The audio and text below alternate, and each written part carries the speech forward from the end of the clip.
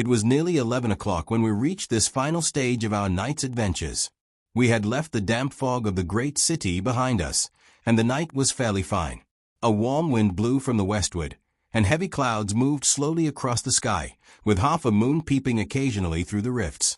It was clear enough to see for some distance, but Thaddeus Sholto took down one of the side lamps from the carriage to give us a better light upon our way. Pondicherry Lodge stood in its own grounds, and was girt round with a very high stone wall topped with broken glass. A single narrow iron-clamped door formed the only means of entrance. On this our guide knocked with a peculiar postman-like rat-tat. "Who is there?" cried a gruff voice from within. "It is I, McMurdo. You surely know my knock by this time." There was a grumbling sound and a clanking and jarring of keys. The door swung heavily back, and a short, deep-chested man stood in the opening, with the yellow light of the lantern shining upon his protruded face and twinkling distrustful eyes. "That you, Mr. Thaddeus? But who are the others? I had no orders about them from the master." "No, McMurdo, you surprise me. I told my brother last night that I should bring some friends. He ain't been out o' his room today, Mr. Thaddeus, and I have no orders. You know very well that I must stick to regulations. I can let you in, but your friends must just stop where they are." This was an unexpected obstacle. Thaddeus Sholto looked about him in a perplexed and helpless manner. "This is too bad of you, McMurdo," he said. "If I guarantee them, that is enough for you. There is the young lady, too. She cannot wait on the public road at this hour." "Very sorry, Mr. Thaddeus," said the porter, inexorably. "Folk may be friends o' yours, and yet no friends o' the master's. He pays me well to do my duty, and my duty I'll do. I don't know none o' your friends." "Oh, yes you do, McMurdo," cried Sherlock Holmes, genially. "I don't think you can have forgotten me. Don't you remember the amateur who fought 3 rounds with you at Allison's rooms on the night of your benefit 4 years back?" "Not Mr. Sherlock Holmes," roared the prize-fighter. "God's truth. How could I have mistook you? If instead o' standing there so quiet you had just stepped up and given me that cross hit of yours under the jaw, I'd ha' known you without a question. Ah, you're one that has wasted your gifts, you have. You might have aimed high, if you had joined the fancy. You see, Watson, if all else fails me I have still one of the scientific professions open to me," said Holmes, laughing. "Our friend won't keep us out in the cold now, I am sure." "In you come, sir, in you come, you and your friends," he answered. "Very sorry, Mr. Thaddeus, but orders are very strict. Had to be certain of your friends before I let them in." Inside, a gravel path wound through desolate grounds to a huge clump of a house, square and prosaic, all plunged in shadow save where a moonbeam struck one corner and glimmered in a garret window. The vast size of the building, with its gloom and its deathly silence, struck a chill to the heart. Even Thaddeus Sholto seemed ill at ease, and the lantern quivered and rattled in his hand. "I cannot understand it," he said. "There must be some mistake. I distinctly told Bartholomew that we should be here, and yet there is no light in his window. I do not know what to make of it." "Does he always guard the premises in this way?" asked Holmes. "Yes, he has followed my father's custom.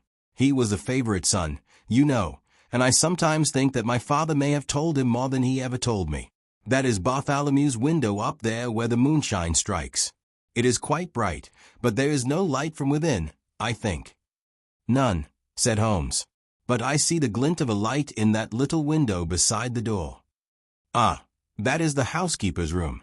That is where old Mrs. Bernstone sits. She can tell us all about it.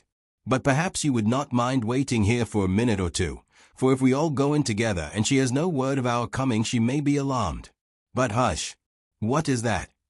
He held up the lantern, and his hand shook until the circles of light flickered and wavered all round us. Miss Morstan seized my wrist, and we all stood with thumping hearts, straining our ears. From the great black house there sounded through the silent night the saddest and most pitiful of sounds, the shrill, broken whimpering of a frightened woman. "It is Mrs. Bernstone," said Sholto. "She is the only woman in the house. Wait here. I shall be back in a moment."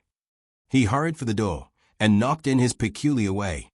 We could see a tall old woman admit him, and sway with pleasure at the very sight of him. "Oh, Mr. Thaddeus, "Sir, I am so glad you have come. I am so glad you have come, Mr. Thaddeus, sir." We heard her reiterated rejoicings until the door was closed and her voice died away into a muffled monotone. Our guide had left us the lantern. Holmes swung it slowly round, and peered keenly at the house, and at the great rubbish heaps which cumbered the grounds. Miss Morstan and I stood together, and her hand was in mine. A wonder subtle thing is love, for here were we two who had never seen each other before that day, between whom no word or even look of affection had ever passed, and yet now in an hour of trouble our hands instinctively sought for each other. I have marveled at it since, but at the time it seemed the most natural thing that I should go out to her so, and, as she has often told me, there was in her also the instinct to turn to me for comfort and protection. So we stood hand in hand, like two children, and there was peace in our hearts for all the dark things that surrounded us. "What a strange place," she said, looking round. "It looks as though all the moles in England had been let loose in it. I have seen something of the sort on the side of a hill near Ballarrow, where the prospectors had been at work." "And from the same cause," said Holmes. "These are the traces of the treasure-seekers. You must remember that they were 6 years looking for it. No wonder that the grounds look like a gravel pit." At that moment the door of the house burst open, and Thaddeus Sholto came running out, with his hands thrown forward and terror in his eyes. "There is something amiss with Bartholomew," he cried. "I am frightened. My nerves cannot stand it." He was, indeed, half blubbering with fear, and his twitching feeble face peeping out from the great astrakhan collar had the helpless appealing expression of a terrified child. "Come into the house," said Holmes, in his crisp, firm way. "Yes, do," pleaded Thaddeus Sholto. "I really do not feel equal to giving directions." We all followed him into the housekeeper's room, which stood upon the left-hand side of the passage. The old woman was pacing up and down with a scared look and restless picking fingers, but the sight of Miss Morstan appeared to have a soothing effect upon her. "God bless your sweet calm face," she cried, with an hysterical sob. "It does me good to see you. Oh, but I have been sorely tried this day." Our companion patted her thin, work-worn hand, and murmured some few words of kindly womanly comfort which brought the color back into the other's bloodless cheeks. "Master has locked himself in and will not answer me," she explained. "All day I have waited to hear from him, for he often likes to be alone, but an hour ago I feared that something was amiss, so I went up and peeped through the keyhole. You must go up, Mr. Thaddeus, you must go up and look for yourself. I have seen Mr. Bartholomew Sholto in joy and in sorrow for 10 long years, but I never saw him with such a face on him as that."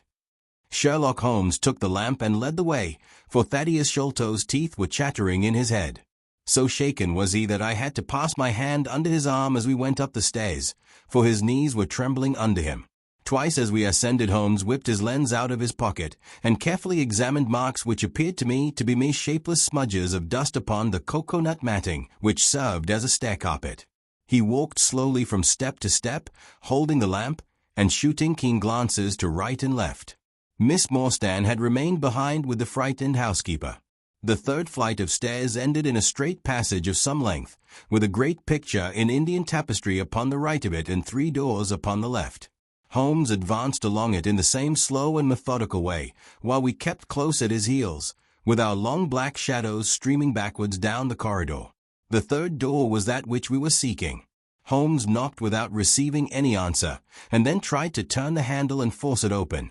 It was locked on the inside, however, and by a broad and powerful bolt, as we could see when we set our lamp up against it.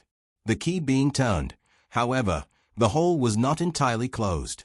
Sherlock Holmes bent down to it, and instantly rose again with a sharp intaking of the breath. "There's something devilish in this, Watson," said he, more moved than I had ever before seen him. "What do you make of it?" I stooped to the hole, and recoiled in horror. Moonlight was streaming into the room, and it was bright with a vague and shifty radiance. Looking straight at me, and suspended, as it were, in the air, for all beneath was in shadow, there hung a face, the very face of our companion Thaddeus. There was the same high, shining head, the same circular bristle of red hair, the same bloodless countenance.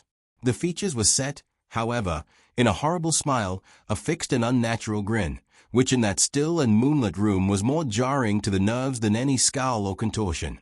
So like was the face to that of our little friend that I looked round at him to make sure that he was indeed with us. Then I recalled to mind that he had mentioned to us that his brother and he were twins. This is terrible. I said to Holmes, "What is to be done?" "The door must come down," he answered, and, springing against it, he put all his weight upon the lock. It creaked and groaned, but did not yield. Together we flung ourselves upon it once more, and this time it gave way with a sudden snap, and we found ourselves within Bartholomew Sholto's chamber. It appeared to have been fitted up as a chemical laboratory. A double line of glass stoppered bottles was drawn up upon the wall opposite the door, and the table was littered over with Bunsen burners, test tubes, and retorts. In the corners stood carboys of acid in wicker baskets. One of these appeared to leak or to have been broken, for a stream of dark-colored liquid had trickled out from it, and the air was heavy with a peculiarly pungent, tar-like odor. A set of steps stood at one side of the room, in the midst of a litter of lath and plaster, and above them there was an opening in the ceiling large enough for a man to pass through. At the foot of the steps a long coil of rope was thrown carelessly together. By the table, in a wooden armchair, the master of the house was seated all in a heap, with his head sunk upon his left shoulder, and that ghastly, inscrutable smile upon his face. He was stiff and cold, and had clearly been dead many hours. It seemed to me that not only his features but all his limbs were twisted and turned in the most fantastic fashion. By his hand upon the table there lay a peculiar instrument, a brown, close-grained stick, with a stone head like a hammer, rudely lashed on with coarse twine. Beside it was a torn sheet of note-paper with some words scrawled upon it. Holmes glanced at it, and then handed it to me. "You see," he said, with a significant raising of the eyebrows. In the light of the lantern I read, with a thrill of horror, the sign of the four. "In God's name, what does it all mean?" I asked. "It means murder," said he, stooping over the dead man. "Ah, I expected it. Look here." He pointed to what looked like a long, dark thorn stuck in the skin, just above the A. "It looks like a thorn," said I. "It is a thorn. You may pick it out. But be careful, for it is poisoned." I took it up between my finger and thumb. It came away from the skin so readily that hardly any mark was left behind. One tiny speck of blood showed where the puncture had been. "This is all an insoluble mystery to me," said I. "It grows darker instead of clearer." "On the contrary," he answered, "it clears every instant. I only require a few missing links to have an entirely connected case." We had almost forgotten our companion's presence since we entered the chamber. He was still standing in the doorway, the very picture of terror, wringing his hands and moaning to himself. Suddenly, however, he broke out into a sharp, querulous cry. "The treasure is gone," he said. "They have robbed him of the treasure. There is the hole through which we lowered it. I helped him to do it. I was the last person who saw him. I left him here last night, and I heard him lock the door as I came downstairs." "What time was that?" "It was 10 o'clock. And now he is dead, and the police will be called in, and I shall be suspected of having had a hand in it." "Oh, yes, I am sure I shall. But you don't think so, gentlemen? Surely you don't think that it was I? Is it likely that I would have brought you here if it were I? Oh, dear. Oh, dear. I know that I shall go mad." He jerked his arms and stamped his feet in a kind of convulsive frenzy. "You have no reason for fear, Mr. Sholto," said Holmes, kindly, putting his hand upon his shoulder. "Take my advice, and drive down to the station to report this matter to the police. Offer to assist them in every way. We shall wait here until your return." The little man obeyed in a half-stupefied fashion, and we heard him stumbling down the stairs in the dark.